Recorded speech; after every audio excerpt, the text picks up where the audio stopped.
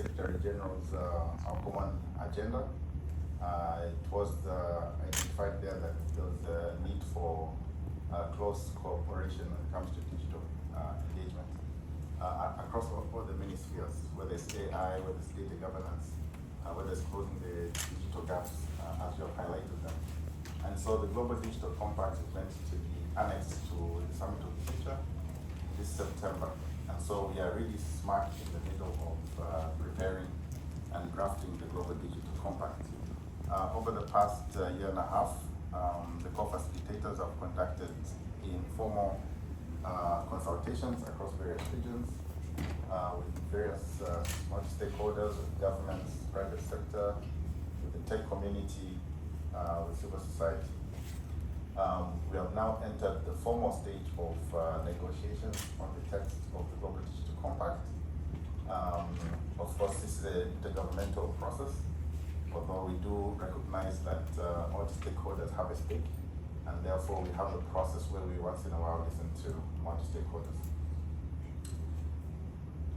By way of really background, the Global Digital Compact really recognizes the challenges that many of you have already raised. First and foremost, the challenge of connectivity is a major issue, the digital divide. There's clear recognition that the digital divide may translate into the development divide and widen inequalities within countries and between countries. So the issue of connectivity is placed front and center in the Global Digital Compact. It is the first of the 5 objectives that have been identified. Also, the reality that is acknowledged in the GDC is the fact that digital transformation is happening. Advancements are taking very fast, but the digital transformation is not even across the world, and something needs to be done about that. We've been able to identify some core principles that should underline the digital compact, including inclusivity, human rights-based, attention to gender, attention to sustainability, and a few other core principles, including the importance of multi-stakeholder process, having a process that includes voices from various corners. Among the 5 objectives are connectivity, inclusion, human rights online, data governance, and AI and emerging, the governance of AI and emerging technologies.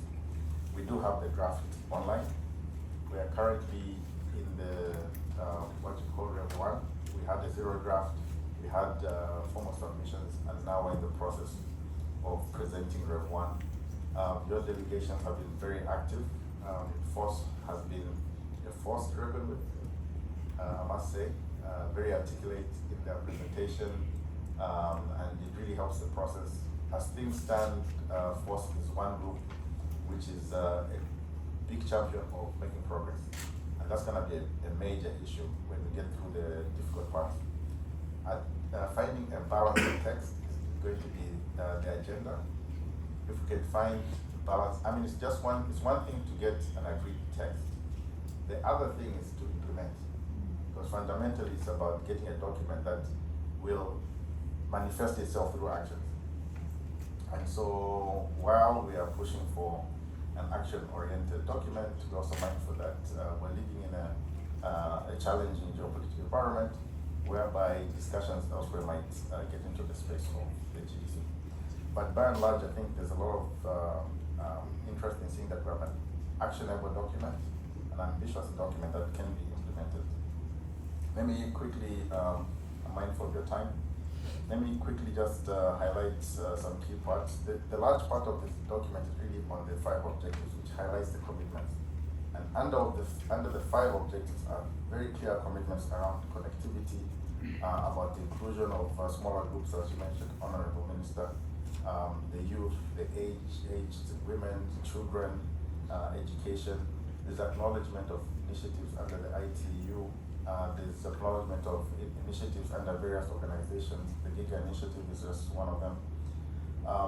There's strong recognition towards human rights online, respecting the rights of users in the development, use, and the production of digital technologies.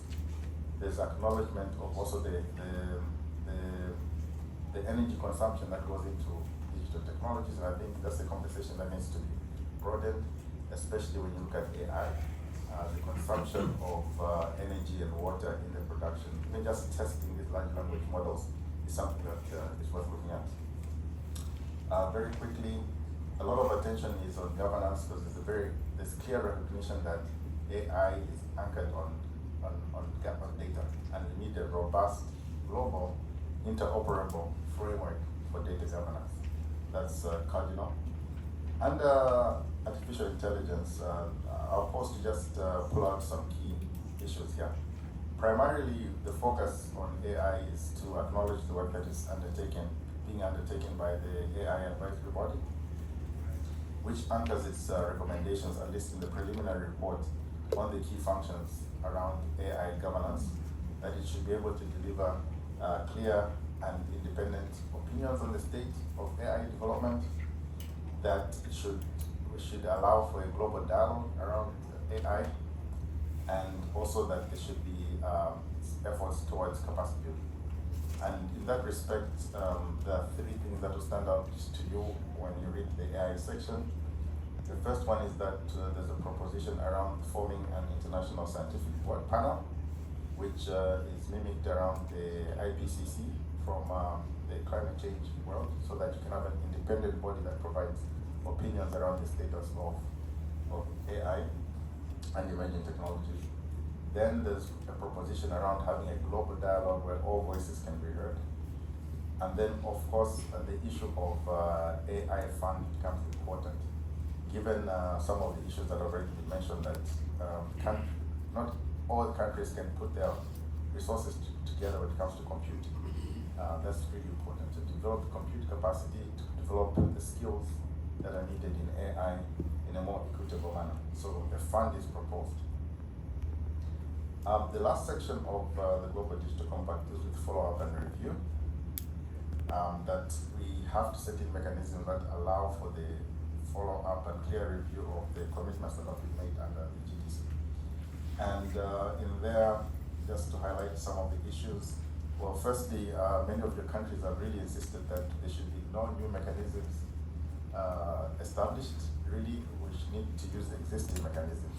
Recognize the role of ITU, recognize the role of IGF, and we call for strengthening of IGF, recognize the WSIS processes. WSIS plus 20 is coming up. And so, as much as possible, the text has been drafted to reflect that we need to use existing processes to do a follow-up and review of the Global Digital Compact. Here are some of the proposals that are put forward. One of them is an implementation map.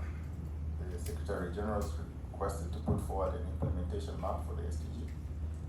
Also, the Secretary General has requested to produce an annual report on the Global Digital Compact. Lastly, perhaps I would say that there is a proposition that at the 81st session, right now we're in the 78th, maybe 2-3 years from now, we should have a high-level review of the Global Digital Compact. That would be like midway between now and the 2030 deadline, to have this high-level sit down so that we can take stock of where we are when it comes to the review of the Global Digital Compact.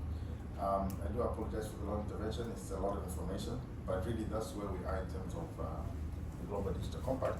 But to point out that, just again, the emphasis here is going to be on implementation, which brings me to an issue that must be discussed in places like Global South, in force, which comes down to what mechanisms are there to translate the Global Digital Compact from text into actual impact on the ground.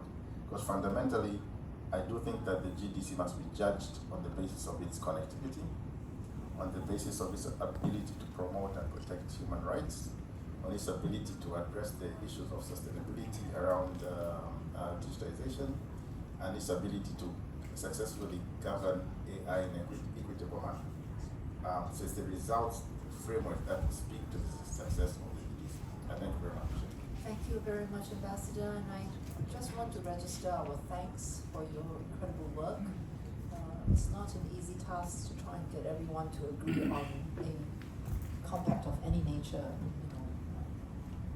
but more in an area that is still so emerging. We note what you said about the emphasis on being actionable and also on implementation. Thank you, and we wish you the very best.